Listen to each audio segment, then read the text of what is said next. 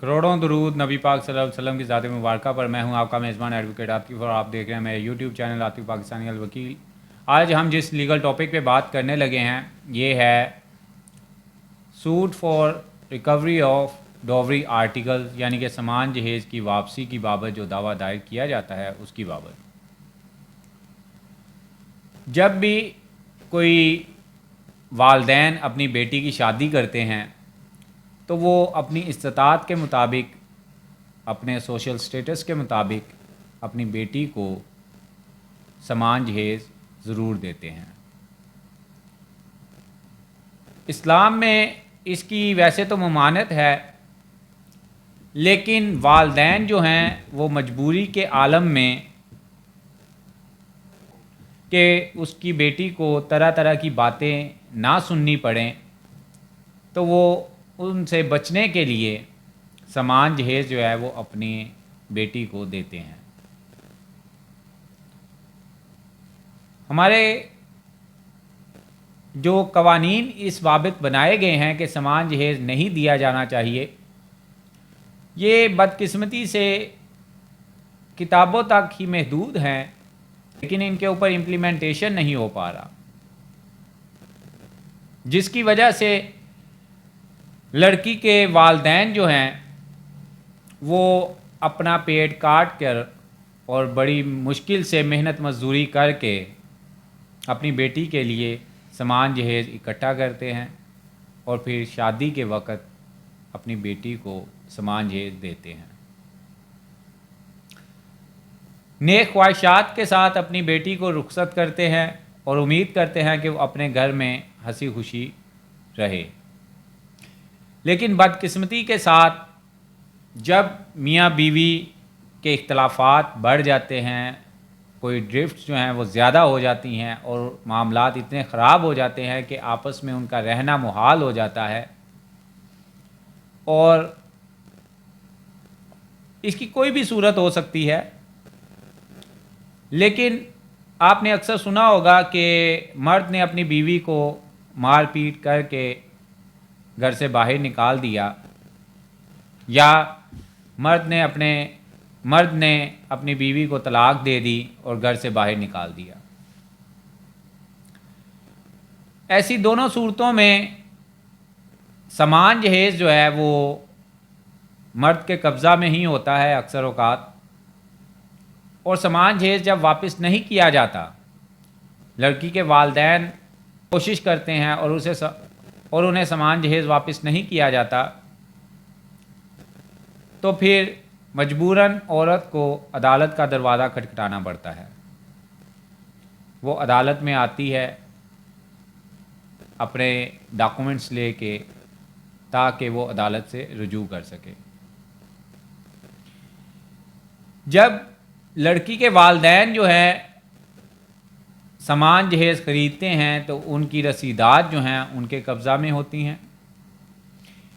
समान जहेज़ जब लड़के वालों को दिया जाता है तो उस समान जहेज़ की फ़हरिस्त जो है वो भी उनके कब्ज़ा में होती है।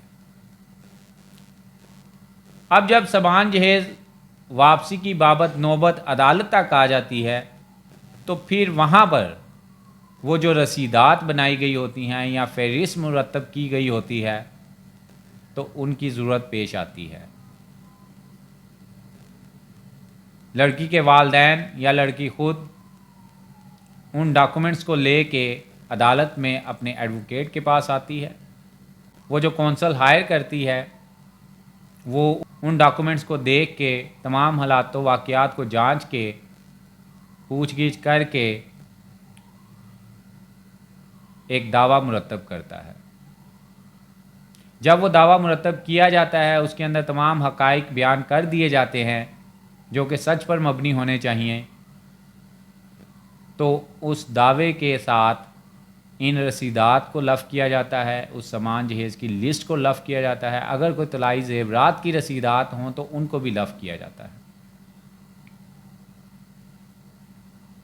प्लेंट के अंदर, दावे के अंदर तो हक़ाइक़ सिर्फ बयान किए जाते हैं, रेलिवेंट लॉस बयान किए जाते हैं, जजमेंट्स अगर कोई हों तो उनका हवाला दिया जाता है।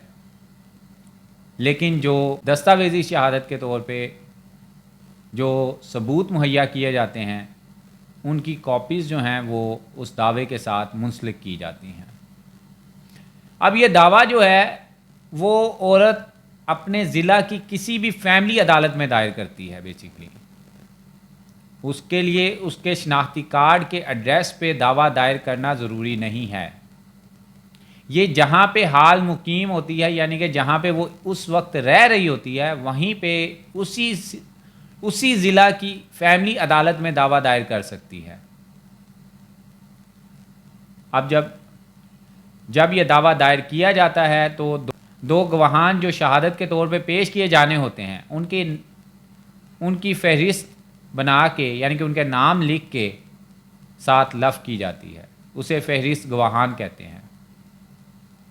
سول پرت جو ساتھ لگتے ہیں ان میں ان رسیدات کا اور فہرست سامان جہیز کا ذکر کیا جانا بہت ضروری ہے، کیونکہ at the time of evidence جو ہے پھر اکثر اوقات جب اپوزٹ کونسل اعتراض کرتے ہیں تو وہاں پر پھر یہ بات بڑی اہمیت اختیار کر جاتی ہے کہ ریلائنس لسٹ کے اندر ان چیزوں کا جو دستاویزی ثبوت پیش کیے جا رہے ہیں ان کا ذکر ہے کہ نہیں۔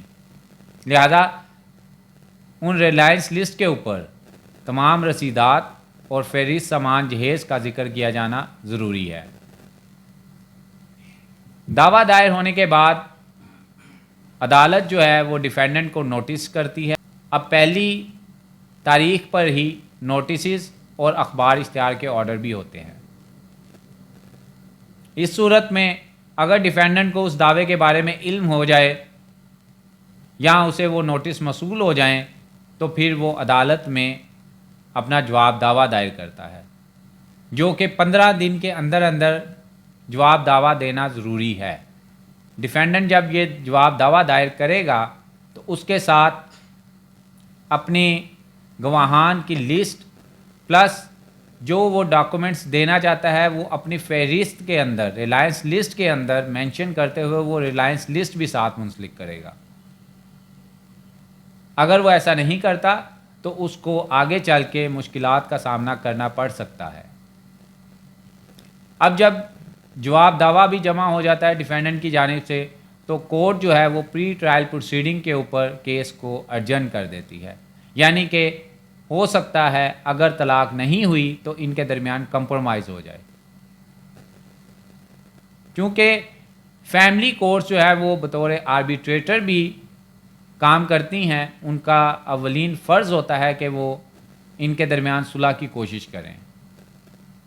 اگر وہ صلح ہو جاتی ہے تو دعویٰ واپس ہو جاتا ہے، اگر صلح نہیں ہوتی تو پھر اگلا سٹیپ جو ہے وہ جو ایشوز فریم ہوئے ہوتے ہیں جواب دعویٰ آنے کے بعد تو ان پہ شہادت ہوتی ہے پلینٹف کی، یعنی کہ مدعیہ کی۔ مدعیہ اپنا بیان ریکارڈ کرواتی ہے، جہاں جہاں سے اس نے سامان خریدا، اگر اس کے والدین نے خریدا یا جو بھی نوعیت ہو وہ اپنا بیان ریکارڈ کرواتی ہے۔ کوئی دستاویزات اگر اس نے ساتھ دینے ہوں تو وہ ایگزیبٹ کرواتی ہے۔ اس کے بعد اس کے اوپر جرا ہوتی ہے، اس کے جو گواہان پیش کیے جاتے ہیں ان کے اوپر جرا ہوتی ہے۔ اسی طرح ڈیفینڈنٹ جو ہے وہ اپنی گواہی دیتا ہے، اس کے اوپر وہ جو کوئی ڈاکومنٹ جمع کروانا چاہتا ہو وہ جمع کروائے جاتے ہیں، وہ ایگزیبٹ کروائے جاتے ہیں۔ وہ اگر کوئی گواہی پیش کرنا چاہتا ہو اپنے علاوہ تو وہ پیش کی جاتی ہے۔ ان کے اوپر جرا ہونے کے بعد کیس فائنل آرگومنٹ پہ چلا جاتا ہے۔ اب فائنل آرگومنٹ کے اوپر یعنی کہ بحث اخیر کے اوپر دونوں کونسل یعنی کہ دونوں پارٹیز کے کونسل اپنے فیور کی ججمنٹس عدالت کو مہیا کرتے ہیں، جو کہ ایک گائیڈ لائن کے طور پر عدالت جو ہے ان کو دیکھتے ہوئے تمام فیکٹس کو، لاء کو اور انہی ججمنٹس کو دیکھتے ہوئے فائنل آرڈر پاس کرتی ہے، ججمنٹ اینڈ ڈکری پاس کرتی ہے۔ اب یہ ججمنٹ اینڈ ڈکری جو ہے وہ پلینٹف کے حق میں بھی ہو سکتی ہے اور پلینٹف کے خلاف بھی ہو سکتی ہے۔ اگر تو تمام حقائق کو دیکھنے کے بعد، لاء کو دیکھنے کے بعد، ججمنٹس کو دیکھنے کے بعد عدالت اس نتیجے پہ پہنچے کہ یہ دعویٰ جو ہے وہ سچ پر مبنی ہے، حقیقت پر مبنی ہے، تو دعویٰ ڈگری ہو جاتا ہے، اور اگر وہ یہ سمجھے کہ دعویٰ جو ہے وہ جھوٹ پر مبنی ہے تو دعویٰ ڈسمس کر دیا جاتا ہے۔ لہٰذا یہ تمام سٹیپس ہیں جن کے تحت ایک عورت جو ہے وہ اپنا سامان جہیز جو ہے وہ واپس لے سکتی ہے۔ ویسے تو ایسی نوبت نہیں آنی چاہیے، لیکن بدقسمتی سے اگر ایسی نوبت آتی ہے تو یہ میں نے آپ کو طریقہ کار بتایا ہے کہ عورت کیسے جو ہے وہ اپنا سامان جہیز جو ہے وہ واپس لے سکتی ہے، اور کہاں پہ وہ دعویٰ دائر کر کے، کس فیملی کورٹ میں دعویٰ دائر کر کے یہ اپنا حق جو ہے وہ حاصل کر سکتی ہے۔ نیکسٹ کسی لیگل ٹاپک کے ساتھ پھر حاضر ہوں گے، ابھی تک کے لیے اتنا ہی، اللہ حافظ۔